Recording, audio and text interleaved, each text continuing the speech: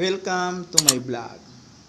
Sa mga bago dyan, subscribe na lang po at huwag kalimutang pindutin ang notification bell para updated kayo ng aking video. At ngayon ay ipapakita po natin ang pagluluto ng chicken gas. Ng gata po yan. At ang pangalawang gata para sa pagluluto ng chicken star margarine.